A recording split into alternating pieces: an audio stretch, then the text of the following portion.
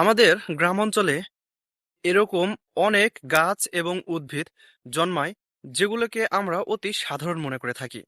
অনেকেই বলে থাকি এগুলো আগাছা, আবার অনেকেই বলে থাকি এগুলোর কোনো কাজ নাই, যার কারণে অবহেলা অবজ্ঞা করে পাশ মারিয়ে চলে যায়। কিন্তু এই স্বাভাবিক গাছ বা উদ্ভিদের ভিতরেই যে অস্বাভাবিক কিছু গুণ এবং উপকার যে লুকিয়ে আছে, এগুলো সম্পর্কে আমাদের অনেকেরই অজানা। এই মুহূর্তে কথা বলতেছি একটি উদ্ভিদ নিয়ে, যেটাকে প্রাচীনকাল থেকে গ্রাম বাংলার মানুষ শাক হিসেবে খেয়ে থাকে এবং ঔষধি শাক বলে থাকে। আর এটা দেখা যায় সবচেয়ে বেশি বসন্তকালে। বসন্তকালে এই উদ্ভিদটি সবচেয়ে বেশি জন্মায়।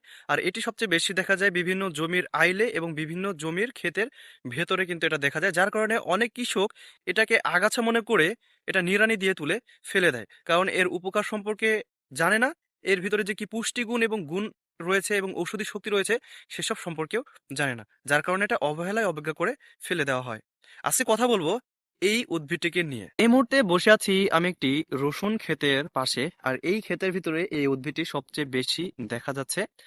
তো যে উদ্ভিদটি নিয়ে কথা বলছি, এটার বৈজ্ঞানিক নাম হচ্ছে পর্তুলাকা ওলেরিসিয়া।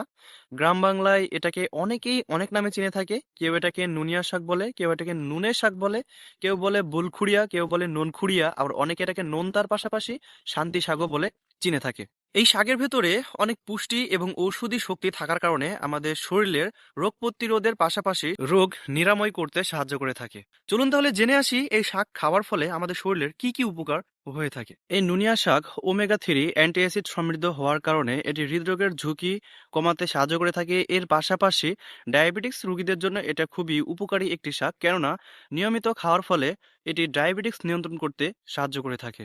এই নুনিয়া শাকে প্রচুর পরিমাণে আয়রন, ক্যালসিয়াম, পটাশিয়াম, ম্যাগনেসিয়াম থাকার কারণে আমাদের শরীরকে সচল রাখতে সাহায্য করে থাকে এবং এর পাশাপাশি শরীরের হাড় মজবুত করতে গুরুত্বপূর্ণ ভূমিকা পালন করে থাকে। নিয়মিত এই নুনিয়া শাক খাওয়ার ফলে আমাদের শরীরে রক্তকে পরিষ্কার রাখতেও গুরুত্বপূর্ণ ভূমিকা পালন করে থাকে এবং আমাদের শরীরের বিভিন্ন ক্ষতিকারক ব্যাকটেরিয়া মলমূত্রের মাধ্যমে বেরিয়ে চলে আসে।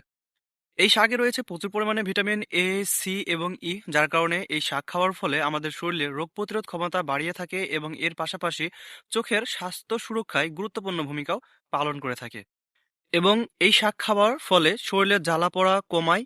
এর পাশাপাশি পুরুষদের যৌন শক্তি বাড়াতেও গুরুত্বপূর্ণ ভূমিকা পালন করে থাকে।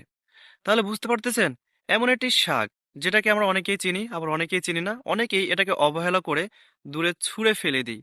যেহেতু এটা বিভিন্ন জমিতে জন্মায়, যার কারণে আমাদের কৃষক ভাইয়েরা এটাকে নিড়ানি দিয়ে তুলে ফেলে দেয়, কারণ এর উপকার সম্পর্কে এখন পর্যন্ত গ্রামের অনেক মানুষের কাছেই অজানা।